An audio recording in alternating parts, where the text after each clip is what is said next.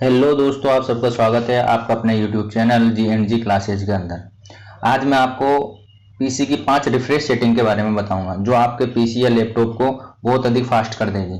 आपने देखा होगा कि जब आप कंप्यूटर लेते हो या फिर लैपटॉप खरीदते हो उस टाइम आपकी जो स्पीड होती है, जो पीसी की स्पीड होती है वो बहुत ही फास्ट होती है और धीरे धीरे धीरे फिर 15-20 दिन के बाद या फिर 1 महीने के बाद ये धीरे धीरे स्लो होती चली जाती है। ये क्यों होता है?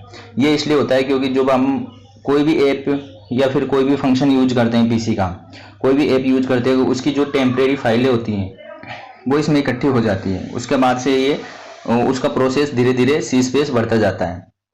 इससे क्या होता है कि अपने जो पीसी की स्पीड है वो बहुत ही स्लो हो जाती है। जब आप पीसी को रिस्टार्ट करते हैं या फिर बंद करते हैं तो उसकी स्पीड जितनी आनी चाहिए थी वो नहीं आ पाती, जो उसकी स्पीड है वो स्लो हो जाती है।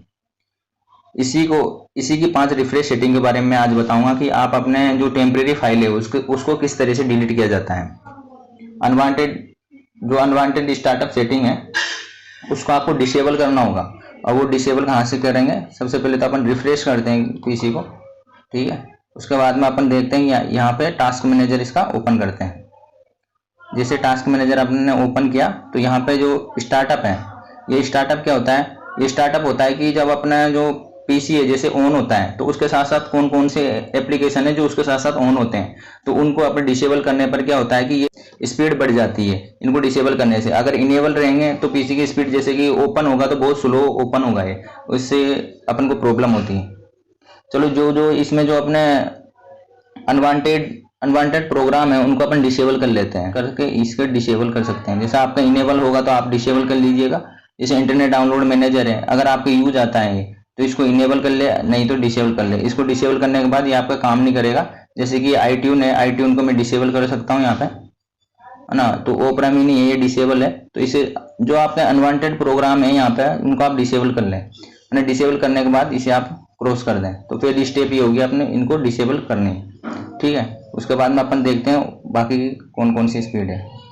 उसके बाद में आपको खोलना होगा विंडो प्लस आर का बटन प्रेस करके आपका रन, यहाँ पे रन आएगा, इसको रन को आप ओपन कर लीजिए या फिर आप ऐसा कीजिए विंडो पे क्लिक कीजिए, राइट क्लिक। इसके बाद में यहाँ पे रन आता है तो रन पे एक बार प्रेस कीजिए। हाँ, तो यहाँ पे सबसे पहले अपन टेम्परेरी फाइलों को डिलीट करेंगे। तो सबसे पहले होता है यहाँ पे टेम्प, TEMP, टेम्प मतलब टेम्प डाल के इसको ओके करो। ओके जैसे ही करेंगे अपन, इसमें बहुत सारी फाइलें खुल जाएगी। ये फाइलें बहुत ही हजारों लाखों की संख्या में होती है, जिससे अपने सी ड्राइव का स्पेस धीरे धीरे भरता जाता है। उस सी ड्राइव के स्पेस को अपन से वही मतलब कम करने के लिए, फिर अपने पीसी की स्पीड को बढ़ाने के लिए इन फाइलों को डिलीट करना होता है। जिस प्रकार का अपने एंड्रॉइड फोन में होता है उसी प्रकार पीसी में भी होता है कि छोटी छोटी फाइलें जो इसमें जम जाती है, जिसमें आ जाती हैं, उनको किस तरह से डिलीट किया जाता है। तो इन सभी फाइलों को, जैसे मेरे में बहुत सारी फाइलें आ चुकी है, जबकि मैं करता रहता हूँ हर 5 दिन में 10 दिन में मैं करता रहता हूँ, फिर भी ऑटोमेटिक ये फाइलें आ जाती हैं। ये 2-2 GB 5-5 GB का जीबी में भी आ जाती है फाइलें। तो आप इसको Ctrl+A करके पूरी फाइलों को, और यहाँ से राइट क्लिक करके इन सभी फाइलों को डिलीट कर दो। जैसे कि मैं यहाँ पे क्लिक करके इन सभी फाइलों को डिलीट कर देता हूँ।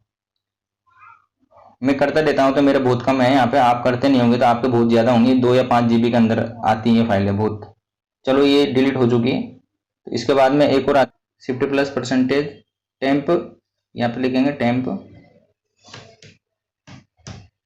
फिर परसेंटेज, ये डाल के अपन इसको ओके करना होगा। जैसे अपन ने इसको ओके किया तो ये सेकंड टेम्परेरी फाइल है, इसके भी अपन को पीसी और लैपटॉप को कोई ज़रूरत नहीं होती, ये ऑटोमेटिक आ जाती है। जो भी अपन सॉफ्टवेयर खोलते हैं या फिर पीसी का कोई भी फंक्शन खोलते हैं ना, उसमें क्रोम भी चलाया ना, उसके अंदर भी ये टेम्परेरी फाइलें अपना आप ही आ जाती है। तो मेरे लैपटॉप में बहुत सारी टेम्परेरी फाइलें आ चुकी हैं, तो इसको मैं Ctrl+A करूँगा।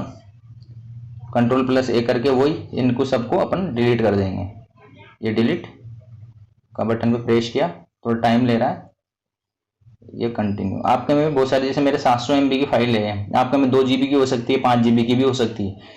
अगर आपने बहुत टाइम से आप पीसी यूज कर रहे हो, आपका पीसी भी कोई स्लो अगर काम कर रहा है तो ये फाइलें आ सकती हैं। जो फाइलें डिलीट नहीं हो रही उनको स्किप कर दो, कोई ज़रूरत नहीं है, मतलब अगली टाइम में डिलीट हो जाएगी। ऐसे कोई नहीं, पूरी फाइलें डिलीट करनी होती हैं। जो डिलीट नहीं हो रही उसको स्किप कर दो, ऐसे कोई ज़रूरी नहीं है पूरी फाइलें। ये क्या है कि ये फाइलें मैंने कम पीसी चला रखा है तो ये कोई ना कोई फाइल है जो इसमें रन कर रही है, इसलिए डिलीट नहीं हो रही है इसमें से। ये डिलीट हो चुकी है, जो भी फाइलें रहेगी उनको रहने दो, फिर इसको क्रॉस कर दो। क्रॉस करने के बाद वापस से एक बार और अपन विंडो प्लस आर प्रेस करेंगे और यहाँ पे लिखना होगा अपन प्री फेज। प्री फेज भी ऐसे टेम्परेरी फाइल होती है। प्री फेज जैसे लिखा अपन ने, इसको प्रेस किया, यहाँ पे कंटिन्यू आया तो कंटिन्यू को जैसे अपन ने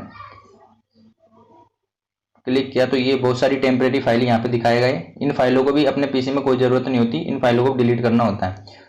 कंट्रोल प्लस ए किया और अपने डिलीट के बटन पर यहाँ पे क्लिक किया तो ये फाइलें डिलीट हो रही हैं। ये कोई जो फाइल बच जाती है उसे स्किप कर दो।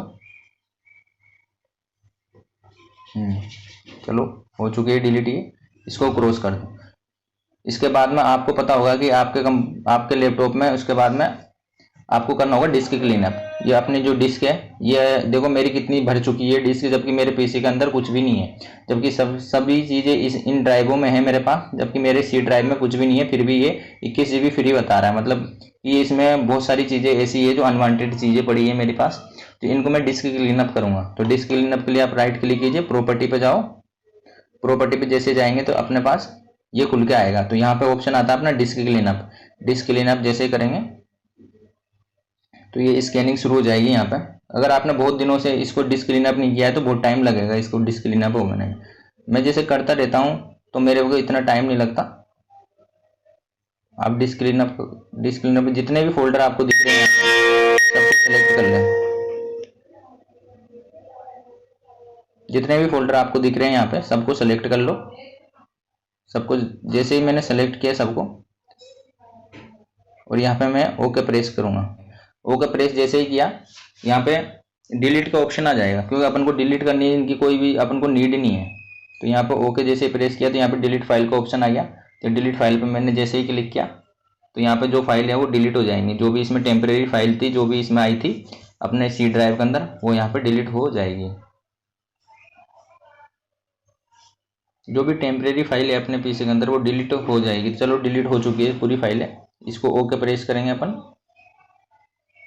है ना। तो अब डिस्क क्लीनअप हो चुका है अपना। इसके बाद में एक और आता है इसमें, और डिफ्रेगमेंट एंड ऑप्टिमाइजेशन। विंडो पे क्लिक करना होगा। विंडो पे जैसे ही क्लिक किया इसको नीचे लाएंगे। नीचे लाने के बाद अपन को एक फंक्शन दिख रहा होगा इसमें, विंडोज एडमिनिस्ट्रेटिव टूल। तो यहाँ पे जैसे ही क्लिक किया यहाँ पे दिख रहा होगा डिफ्रेगमेंट एंड ऑप्टिमाइजेशन ड्राइव। तो इसका जो भी अपना ड्राइव है, सी ड्राइव को ऑप्टिमाइज करना होता है अपन को। जो भी इसमें टेम्परेरी फाइल हैं वो ऑटोमेटिकली उसमें ऑप्टिमाइज करने पर वो डिलीट हो जाती है। तो जैसे ऑप्टिमाइज पे क्लिक किया, ये ऑप्टिमाइज होना शुरू कर देगा।